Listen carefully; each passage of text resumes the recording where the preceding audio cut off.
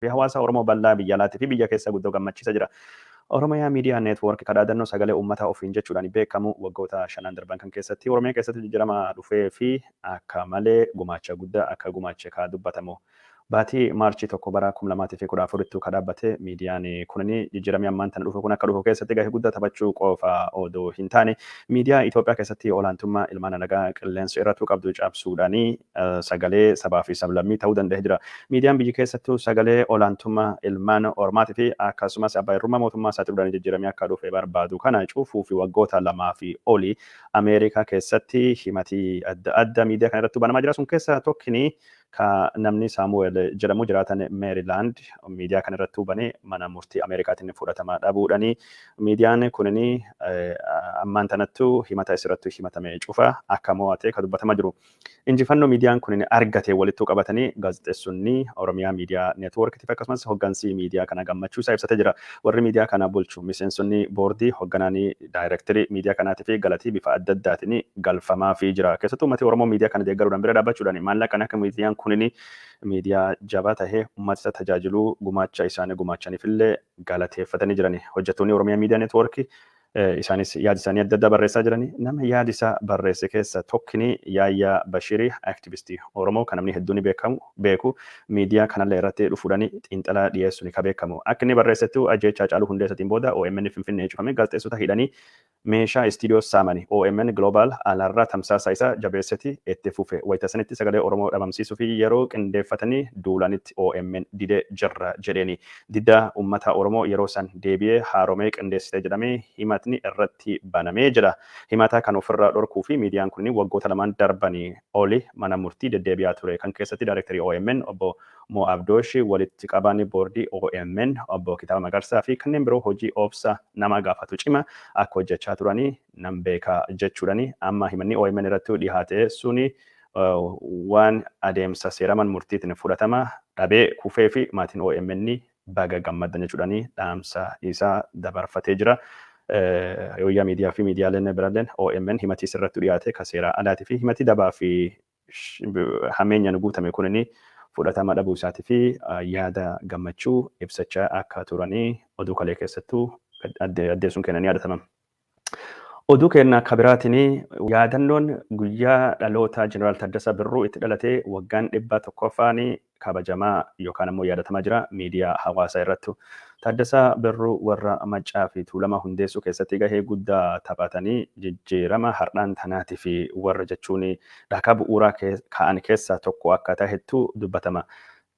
Namni kun bara Haile Sillaasee keessattuu bara Girmaameen Waayitii fi Mangistuu Nawaayii fonqolcha Haile Sillaasee irratti godhanii mootummaa Haile Sillaasee dandamachuu keessattuu nama gahee guddaa qabaa ture. Ajajaa waraana yeroo suni Warqinee nama jedhamu ajajaa isaa fudhachuu didanii mootummaa Haile Sillaasee ka dandamate bara Xaaliyaan Itoophiyaa weerartellee ijoollummaa isaarraa kaasee Itoophiyaa fi loluudhaan nama qabsaawaa ture. Haa ta'uutii malee gara dhumaa mootummaa Haile Sillaasee uummata Oromoo afaan barnoota barsiisa jedhee kaa'uu isaa irraa kan kahe nama kanarratti duulii guddaan geggeeffamee mana hidhaattu darbame mana hidhaa keessattuu ammoo dararaan eegee guddaan dhaqqabeen dubattuu namni kun akkasiin lubbuu isaa dhabee Taaddasaa Birruu kana har'a jechuun miidiyaan hawaasaa bifa adda addaatiin yaadatee jira. Warra Taaddasaa Birruu yaadate keessa namni tokkni obbo Taayyee Danda'aa Araddooti. Namni kun jechuun lafa Taaddasaa Birruu itti dhalate irraa dhufe Jeneraal Taaddasaa Birruu mallattoo gootummaa fi fayyaalummaa goota dhalate gannaa 14tti qawween Xaaliyaanii lolee nama guddaa qubeen doofummaatti duule duuti duraanuu yooma oola jechuudhaanii barreessee jira. Barreeffama isaa kan keessatti maqaan gootaa garuu gantuu 1000 caalaa jechuudhaanii kabaji guddaan akka Taaddasaa Birruutii fi malu. Jeneraal Taaddasaa Birruutii fi akka inni malu ka dubbatame barreeffamni inni barreesse kun namni 7,900 olii yaada isaanii jaalatanii namoonni 1000 ammoo yaada isaanii kennatanii turan. Jeneraal Taaddasaa Birruu yeroo hidhamuttu mootummaa Haile Sillaasee keessa ari'amee bahuttu akkas jechuudhaanii maal akka Oromoo barsiisuuf yeroo sanii Maccaa fi Tuulamaa jechuun afaan Oromoo odoo hin taane afaan Amaariffaatiin Oromoo barsiisuuf.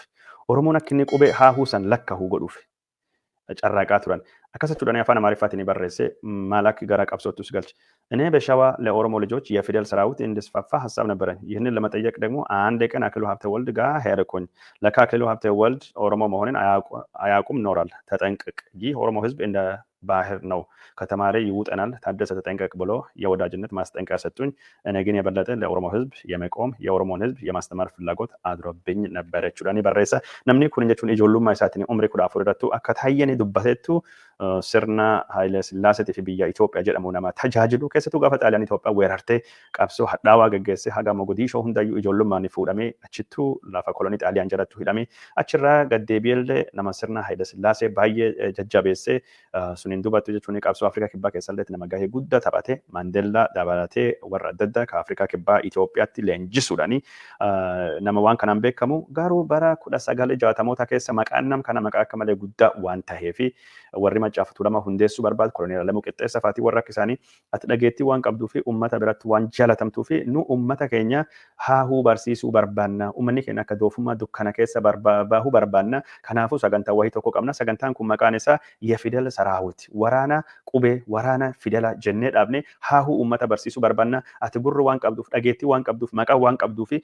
koottu nu gargaari maaloo koottu nu bira dhaabbadhi jedhanii yaada dhiyeessaniif nu bira dhaabbadhi nu gargaari waan kan wasitti dabalamte uummanni keenya fedhiin qalbiin baratama jechuudhaani akka celebrity yeroo sanittuu nama waraana keessatti beekamaa jeneraal tokkotu fayyadamuu barbaadanii inni yaadi kun yaada gaarii jedhee eegii fudhateen dubattu yeroo sanittuu kaature muummee ministeera Itoophiyaa yeroo suni Akililuu Habtewaldi nama jedhamu isa birdeeme ummatii shawaa Tuulamaa kunini kamacaalleen barachuu barbaada qubee nu barsiisa haahuu fidela nu barsiisa jechaa jiranii warra kan barsiisu fedha yaada kan akkamittuu gartaa jennaan Akililuun Taaddasaan Amaaraasiyaa Taaddasaan jechuun Oromoon soo Oromoo ta'uu waan hin beekne fi Akililuu jedhe Taaddasa jedhaan Akililuutu jedhani Taaddasa jedhe warra kan hin barsiifna jette lakki ufee gadde warri kun barate jennaan akki galaanati bornurraan dhangalaha jedhee Oromoo ta'uusaa odoo hin beekinu itti dubbate Taaddasaan gaafa suni iji banamee fi Oromoon ada barachuuyyuu akka inni baratu Itoophiyaan hin barbaadu Itoophiyaan hagas hunda uummata kan jibbite cunqursu feeti jedhee kan caala gorsa firummaadhaani Akililuu Habtewaldi isatti musuuniin gorsi sun kan caala isa kakaasee ummata Oromootiif dhaabbachuu fi ummata Oromoo barsiisuu fi ummata Oromoo irra caalaa mirgi isaatiif dhaabbachuu akka murteeffate ka dubbatu Taaddasaan achiin dubbatu bakka daddattuu hidhamee ture macaaftuu lamaan gaafa dhaabbatu bara 1960moota gara dhumaa irratti bombii dhoosee Haile Sillaasee ijjeessuu fi fonqolchi mootummaa godhuu fi maali jedhame tiyaatirii diraamaa gosa ammaan tana Jawaar Faarrattuu dhiyoo kan godhamsan yookaan ammoo koloneel Gammachuu Ayyaana Faarrattuu godhamesan haala gosa kana tiyaatirii gosuuni mootummaan Haile Sillaasee ajajaan poolisii isa kaduri bombii dhoosee tiyaatirii keessattuu nama fixe beeraawu tiyaatirii jedhanii beekanii finfinnee ka jirsan achi keessatti bombiin Taaddasaan nama ijjeessuu fi nama fixuu fi yaade jedhanii himatii adda addaa irrattuu baname achiin dubattuu waan gosaa godhanii shira maalii godhamee gara wantii kana hidha adda addaa geessanii Taaddasaan galamsoottuu Harargeettuu hidhame yeroo sanachittuu hidhamuun isaa Oromoo biraatiin wal barate Oromoo argitanii warra afaan qalloo warra ituutiin wal barate yaada wal jijjiiratanii achiin dubattuu gara Arsii Faallee cufaan wal barate warri Taaddasaa Uumaa faati Taaddasaa birruuf waliin ture gariin isaanii gara Mogadishoo gara akkasii deemanii qabsoo Oromoo jalqabanii waan isaan gaafa sun walumaa galattuu gabaabsine sanyii isaanii gaafa sunitti lafattuu habaqaalan sanyii isaan biqilchaniitu dhalatee jijjiiramee ammaan tana dhufee fi Oromoo wanni jedhamu kun dhaadheeffamee akka inni guddatu godhee Taaddasaan nama jechuun gucaa ganama qabsiise nama qabsoo Oromoo kaa ganama sun jechuun uchumee ibidda buuse warra akkisaa jenereeshinii kana yaadachuun waan akka malee guddaati waggaan 100ffaan Taaddasaa yaadatamuun waan akka malee bareedati miidiyaa hawaasaa irratti waan adda addaa irratti gootota Oromoo guyyaa isaan dhalatanii waan akkana yaadachuu seenan waan gosa kanaatiin uumaman seenan warri du'e kun yoo nu himneef malee wanni himamin jiru waggaa 178 milinik jedhee warri Habashaa akkaataa kalee itti kabajanii argitanii jirtanii waggaa 100 sila this is a landmark waggaa 100 ona Taaddasaa Birruutti dhalate biyyi inni itti dhalate keessa wanni tokko illee hin taane. Sila maqaa tokko ammaan tana mootummaan kun maqaa Tuulamaatiin daldala maqaa Tuulamaatiin nagada waan hedduu godhuu danda'uu qaba ture. Garuu dantaa waa takka Abiyyi Faaldanii maqumaa fi Tuulama jedhan malee waan Tuulamaa waa takka illee godhuu hin barbaadani. Sila seenaan guyyaan har'aa kun jechuun guyyaa kabajamuu iyyuu qabu. Sila guyyaan har'aa kun sila guyyaa mootummaan Oromiyaatii fi dhaabbileen Oromoo illee waan adda addaa godhuu qabanii taayyeen waggaa 100ffaa dhaloota Taaddasaa Birruu barreessuu isaatiin ani gara kiyyaanii guddoo galateeffadha waan hedduu irrattu taayyee walii galuullee baadhu kan irrattu jechuun taayyanii waan kan waan barreesseef is qofa miti nama hedduutu aktivistoonni Oromoo barreessaa jiranii warri barreessan cuftunuyyuu galata guddaa qabdanii galatooma isiniin jechuu barbaada daawwattoota keenya jalatamoo fi kabajamoo ka daawwachaa hordofaa jirtanii odeeffannoo keenya ka Yooyaa miidiyaa irraa isiniin bira dhaqqabaa jiru oduun keenya akkuma itti fuufettuu jira. Laaqoo Ayyaaloo ministeeriin galii Itoophiyaa hojii irraa kaafamee jira yookaan ammoo hojii gadhiisee jira. Sababii inni hojii gadhiisee fi carraa barumsa biyya alaa argatee jedhameeti. Carraa barumsa biyya alaa kana eessattii fi yoom akka argate beekamullee baate Laaqoon Ayyaaloo namni kunini ministeera galii Itoophiyaa wayita turetu caasaa waajjira kanaa ijaaruudhaani wanti hedduun akka humna naannoo Amaaraa jala ooltu nama godhe jedhamee himatamaa ture. Obbo Laaqoo Ayyaaloo bakka qabate kan qabachuu kan danda'e itti aanaa pirezidaantii naannoo Amaaraa ture wayita warri Amaaraa wal ijjeessisan wayita Dr. Ambaachoon Faasidu sun achirraa kahuudhaani naannoon Amaaraa aangoo hin arganne mootummaa federaalii keessatti aangoon nu kennamuu qabaa jedhanii eegi isaan falmanii dubbatu. Bakka kana Adaanech Abeebee ari'uudhaan Adaanech Abeebee achirraa kaasuudhaani abbaa alangaa godhe bakka kana Laaqoo Ayyaalotii fi Abiy Ahmedii kenne yeroo sanitti warra Amaaraa ka akka malee falmii kaasee gammachiisuu fi Warqina Gabayyoos ministeera haajaa alaa irraa ari'uudhaani gadduu Andargaachoo Abiy Ahmedii ministeera godhee muudee haala gos kana keessattuu inni aangoo kana qabachuu danda'a jechuudha. Namni yeroo sun haala gos kanaatiin aangoo qabate ammaan tana Abiy Ahmediitiin waliigalaa waan hin jirree fi gara ilaalcha warra jechuun Amaaraa ka fincila barbaadanitti cillaanfataa dhufa faannoo fa'aa wajjin dhaabbatee warra ilaalcha Abbaree Addaamuutii fi ilaalcha warra Amaaraa ka akka jechuun Yohaannis Booyyaaloo fa'aa qabaa jedhamee shakkamaa jira. Abiy Ahmed biratti dhageettiin isaa guddoo akka gadi bu'ee ka gabaafamaa ture. Ammaan tana inni kunin aangoo irraa kahee jira. Bakki isaa naannoo Amaaraa irraa namni Aynaalem Nugusee jedhamtu akka buutee ka dubbatamaa jirtu. Aynaalem Nugusee kunin isileen bakka kanattu buutee kootaa gara warra Amaaraa irraa dhufuu hin oole bakka aganyoo ifama Laaqoo Ayyaaloo tajaajilaa ture bakka kana akkasiin hoggantu godhame jira. Laaqoo Ayyaaloo bakka kana ganni 2 fi ji'a 8 ka ministeera tahee tajaajilaa ture. Yeroo ministerummaa isattu caasalee kanaan dura Adaanech Abeebee jaartii godhanii caasaa naannoo Amaaraa diriirsuudhaani gumruukii fi waan immigireeshinii keessattuu galii walitti hidhatee Finfinnee irraa kaasee haga Mooyyaleetti, Finfinnee irraa kaasee haga Jabuutii, karaa Dirree Dhawwaa dabalatee achi karaa olii haga Desseetinii karaa maalii hundaanuu jaarmiyaa warra Amaaraatiin akka ijaarettu dubbatamaa ture. Sagantaan gaggeessaa ka isa waajjira muummicha ministeeraa Abiy Ahmedittu akka gaggeessameefillee dubbatamee jira. Ministeeritti haarawaa muudamte Aynaalem Nuguseetii fi simannaan oowwan godhameefii jira jedhamee dubbatamee jira. Ministeerri kunin barumsa ol'aanaa fi gara biyya alaa deemee jedhamu barumsa eessattuu akka baratu wanni barreeffame hin jiru. Garuu wanni kun hundinuyyuu akka agarsiisaa jiruttu Abiy Ahmed naannoo Amaaraa, naannoo Oromiyaatii fi naannolee Itoophiyaa guutuu keessatti aangoo hunda warra isa deeggaruun yookaan ammoo warra ilaalcha isa cimsaniin ijaarratee warra Amaaraallee kaayis falmu tokko tokkoon ari'aa jira. Warra uummattoota kibbaatii fi Oromiyaallee ari'aa jira. Warra uummata kibbaa kan inni ari'aa jiru yookaan inni ari'ee keessaa tokkini Dooktarii Shumataa Yaared ka ministeera sadarkaa ministeerattu tikaa fi basaasa Itoophiyaa Insa jedhamu ka hogganu isallee dhiyoo kana aangoo irraa kaasee bakki isaa Salamoon Sookka Dhinyoorte nama jedhamu nama kunsoo akka muudee gabaasne turre warra Oromoo kan inni ari'e Lamma Magarsaa irraa kaasee Xayyibaa Hassaniitii warra hedduu warra Oromoo hedduu geggeesse warra Amaaraallee akkasuma Yohaannis Booyyaaloo gadduu argachuufaallee amma warra baachisan keessaa namni gadaa feekadhuma nama akka Laaqoo Ayyaaloo kana sanillee geggeesse jira. Abiy Ahmed gubbaa haga olitti deeggartoota isaatiin mootummaa waan jedhu kana akka inni dhaabbatee jiru gara kanaanii akka inni milkaa jiru ammaan tana dorgomaan Abiy wajjin dorgomuu danda'u tokkolleen akka hin jirre fakkaata jedhamee dubbatamaa jira. Waraanni naannoo Tigraay keessattuu dhalachuu hin oolu jedhama. Duumansi waraanaa ka dhiyoo kana duumansaawaa jiru akka agarsiisutti naannoon kun ammallee gara waraanatti deebi'aa jirti. Keessattuu dirree dhihaa karaa Walqaayitii fi Maayitsabireetiin walitti bu'iinsi akka geggeeffamaa turellee dubbachuun kennanii yaadatama. Gara daangaa Eertiraallee waraanii babal'aan godhamullee baatu dhukaasa humnoonni Eertiraatii fi naannoo Tigraay walittuu akka godhaa jiranii gabaasnee turre. Amma immoo gara biraatti gara dirree kibba bahaatiin Walqaayitii raayyaadhaan gara raayyaatiin walitti bu'iinsi guddaan akka gaggeeffamaa jiru humni faannoo Amaaraa achi walitti akka fe'amaa jiru liyyuu haayiliin Amaaraa ka achi jirtuu fi raayyaan ittisa biyyaa gam tokkoon ta'anii warra Tigraay wajjin walittuu akka dhukaasaa oolamee kalee fi hardhallee akka gabaafamaa jiru. Waraanii naannoo kanatti gaggeeffamaa jiru kun humnoonni Amaaraa araaran durattu warra Tigraay Walqaayitii guutumaa guututti akkuma to'atanii jiran suni raayyaallee keessa warra Tigraay dhiibanii baasanii araaraa fi dhiyaachuu fedhii akka qabaachuu danda'anii ka gabaafamaa jiru. Kanaafuu ammaan tanatti jechuun walitti bu'iinsi dhalachuutu deema dhalachuu danda'a jedhamee dubbatamaa jira. Gar tokkoon araara mootummaan araaraa fi dookimentii qopheessee akka nagaan bu'u godha jedhullee gara biraatiin ammoo duulii jechoota mootummaa fi warra Tigraay jidduutti kan geggeeffamaa jiru. Hammachaa jira kana walitti qabatee har'a gulaalan yookaan ammoo editoriyaaliin re'isee anqatsiin gaazexaa biyya Itoophiyaa wanni inni qabatee bahee duulii waraana akka banamuu dandayu ka fakkaachaa jiru. Maal jennaan karaa tokko mootummaan nagaa buusaa araara buusaa jedhee dubbachaallee jiraatu. Mootummaan nagaa buusuu qaba. Mootummaan araara buusuu qabnaa.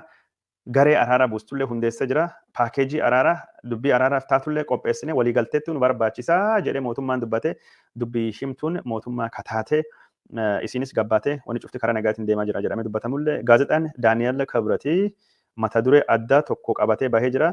አሸባሪ ህወሓት ኃይል አምላክነት በቅርቡ ግብዓተ መሬት ይፈጸማል ጀቹudhani waan akkasii baasee jira. Warra shororkeessitoota Hawwaati jedhamu ka humnattuu amanamummaan isa dhiyoo kanatti awwaala argachuu deema yookaan ammoo awwaalamuu deema jechuudhani waraanii akka dhalachuu dandayu akeekee jira. Gaazexaan kun jechuun walitti qabaan boordii gaazexaa kana Daani'eel Kibratiiti Itoophiyaa Press Agency ka jedhamu gaazexaa sun keessa tokko gaazexaa Addis Zamanii gubbaatu Addis Zamanii irratti mata dureen bahee warra araaraa fi abdiitu jira araaraa fi carraattu jira jedhuu fi አሸባሪው ህወሓት ኃይል አምላክነት በቅርቡ ግብዓተ መሬት ይፈጸማል shororkeessanii ህወሓት yookaan አቡቲ jedhamu humnatti amanuun isaa dhiyoo kanattu awwaala argachuu deema yookaan dhaabni kun awwaalamuu danda'a waan jedhu kaartoonii wajjin qabatee bahee jira.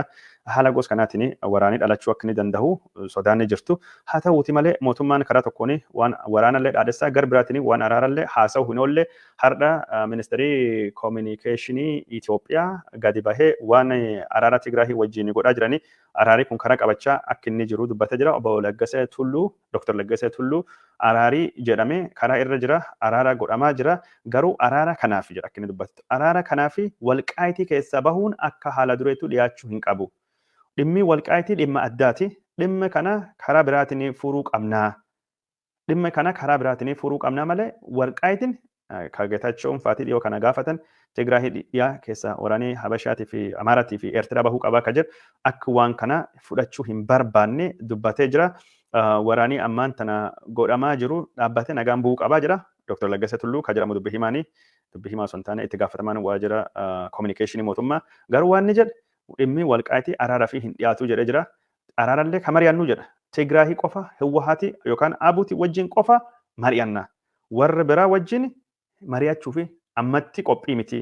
Mootummaan xiyyeeffannaa addaa kan inni kenne ittiin mari'achaa jiru warra Tigraayti. Akkas jechuudhaan afaan Amaariffaatiin har'a ibsa pireesiif kenne dubbata.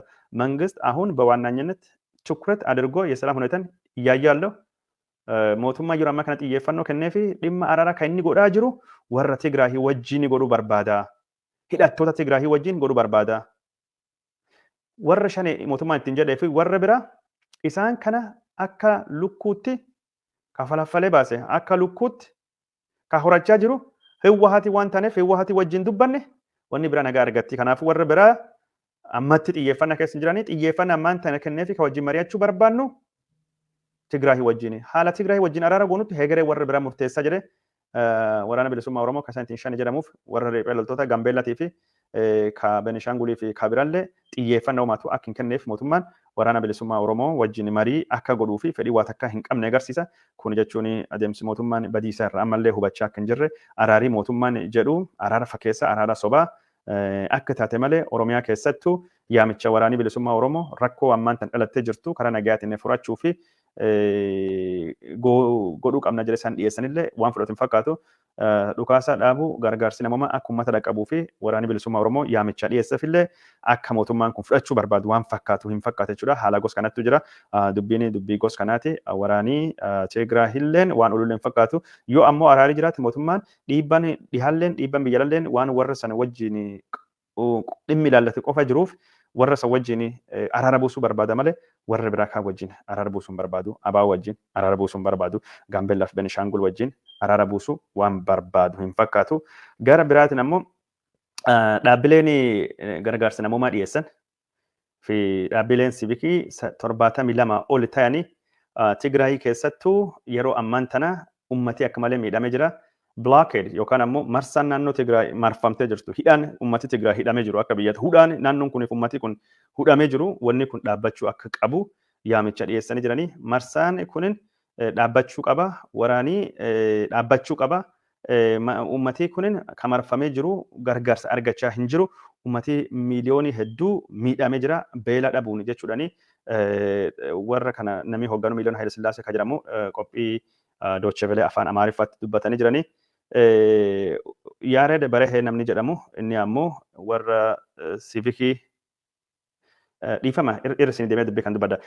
Yaared Barahee jechuun hoogganaa gareelee 72 siivikii kanaati. Isattu raadiyoo Dooche Veleetu hime miiliyoon Haayile Sillaasee jechuun Dooche Velee afaan Amaaraatiif meeqala irraa gabaasa jechuudha. Isattu oduu kana gabaase akki gabaasa warra kanattu yeroo ammaan tana ummati miidhaan hamaa irratti dhaqqabaa jira sababa beela irraa kan kahe jechuudhani waliigaltee mootummaa waliin dhaqqabame hudhaan Tigraayii keessattuu geggeeffamaa jiru dhaabbachuu qaba jedhamee dubbatamaa jira. Ababaa Haayile Sillaasee isin hooggantuu dhaabbata yookaan ammoo waldaa dubartoota Tigraayiiti miseensonni isaanii 1750 yeroo ammaan tana haalii mootummaan blaakeedii kan itti geggeessee hudhaa kana Tigraay hidhee kababaan kunini akka hafuu qabu dubbattee jirti. Haawwan Tigraay baay'ee miidhamaa jirani. Maallaqi hin qabani, baankiin hin jiru, tajaajilli telefoonaa hin jiru, intarneetii hin jiru, tajaajilli gosa kamii hin jiru. Kun ammoo uummata nagayaa miidhaa jira. Keessattuu dubartii fi daa'imman miidhuu bira darbee beelessee dhumachaa jiranii. Kanaaf dhaabbilee biyya keessaatii fi dhaabbilee biyya alaatii fi yaamichi nu dhiyeessinu, kadhaan nu dhiyeessinu akka uggurrii Tigraay irratti godhame kunin marsaan Tigraay irratti godhame kunin dhaabbatu yaamicha dhiyeessinaa jedhanii akkasittu yaada isaanii dhiyeeffatan jechuudha warri kunin. Oduun kenna ka isin biraan gayaa jiru akkuma itti fufatu jira gara dhumaa dhaqqabaa jirra. Oduu kenna ka dhumaatiin aktivistiin naannoo Walaayitaa yookaan ammoo uummata Walaayitaa barsiisanii yuunivarsiitii Dillaa ka duraanii ka turan. Profeesar Asaffaa Wadaajoo hidhamuu isaa gabaasne turre nama kan dura irrattu ammaan tana hidhaanii banamee jira. Asaffaa Wadaajoo nama sirna federaalizimii ammaan tana jiru ittisuudhaanii Walaayitaan akka naannootti gurmaahuu qabaa malee kilaasterii uummata kibbaa jalatti hin bullu jedhee falmaa ture. Namni kun sababuma falmii isaa kana yeroo adda addaatti dhiyeessu irraa kan kahe dhiibbaa ilaalchi siyaasaa isaatiin yuunivarsiitii Dillaa irraa barsiisummaa akka hin barsiisne ugguramee jira.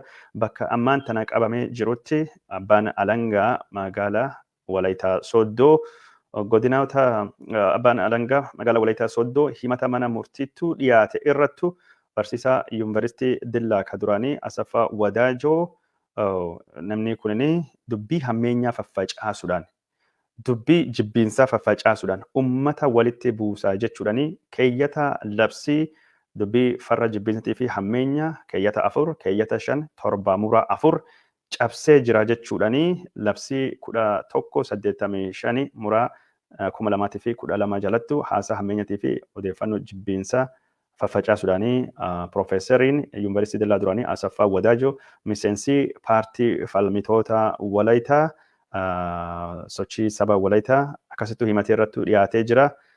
Namni kun himatii isirratti dhiyaate kunin himata bu'uura seeraa qabu miti. Mirga heerii isaa kenne fayyadamuudhaanii feesbuukii irratti waan adda addaa kan inni dhiyeesse mirga uummata Walaayitaa cunqurfamaa tahuu fi heera biyya kana deeggaruuf waan inni haasa'ettu mana murtii keessatti walitti funaanamee himata sobaa kan jibbiinsaa jedhamu kana isirratti ragaa baasisuuf dhiyaate jechuudhani haati warra isaanii Mintiwaab Gabrasillaasee fi akkasumas warri gareen mirga Walaayitaatii fi dubbatu ka adda addaa falmaa fi jiranii namni kun yeroo ammaan tana haasawa hammeenyaa jedhee wayita inni himatamu kanattu miidiyaan Habashaa ammoo Oromoo irrattu haasawa hammeenyaa gurguddaa banaa jira. Kanammoo namni xiyyeeffannaa kennuuf hin jiru sabaaf sablammii irratti hammeenyi baname irratti dubbii deemtu waraana deemtu mootummaan xiyyeeffannaa kenneefi irraa waa dubbatu hin jiru jechuudha. Daawwattoota keenya jaalatamoo fi kabajamoo oduu keenya ka gara dhumaatiin magaalaa Mogadishoo magaalaa guddittii Somaaliyaa keessattuu Alshabaabii gareen jedhamu gareen shoror keessa hoteelii takka keessatti bombii dhoosanii yoo akkame xiqqaate nama 10 ijjeessuu danda'e jira. Warri 10 inni ijjeessu keessa hedduun isaanii warra security mootummaa akka tahanii ka dubbatamaa jiru. Alshabaabii dhiyoo kana Itoophiyaallee dabalatee Somaaliyaa keessatti bakka adda addattu haleellaa uummata nagayaatii fi taargeetii waraanaatiif sibiilii adda addaa irrattu gaggeessaa akka inni jiru ka gabaafamaa jiru. Oduun keenya kasaatii kana akkasii qopheessine kanuma fakkaata waan daawwattan hordoftanii fi hedduu isinii galateeffanna. Ispoonsarrii keenya ka sagantaa kana IOPA International Oromo Healthcare Professional Association dhaabbata mootummaa Ameerikaa guutuuf Ameerikaa kaabatii fi ammaan tana gara biyya Itoophiyaa keessatti sochii waan fayyaatii fi waan waliigalatti jechuun nagaa uummata keenya irratti hojjetu tallaalii COVID-19 as Minnesota keessattuu kana waan jiruuf tallaalii kana fudhachuun baay'ee barbaachisaa waan ta'eef bakka dhaabbanni kun tallaalii itti kennu waldaalee amantii yookaan ammoo bakka masjiidotaa fi bataskaana yookiin waldaalee hawaasattuu dhuftanii argachuu akka dandeettanii dubbata. Odeeffannoo dabalataa yoo barbaaddanii feesbuukii dhaabbata kana National Oromo Healthcare Professional Association deemtanii ilaaltanii odeeffannoo dabalataa argachuu dandeettanii jedha. Akkasii odeeffannoon keenya kan isin biraan geenye kasaatii kana kanuma fakkaata. Yeroo biraatiin walitti dachanii ammoo odeeffannoo biraa haga gurra isin buusnutti kan ammaan tana kanuma galata guddaa qabdanii nagaan oola nagaan nu bula.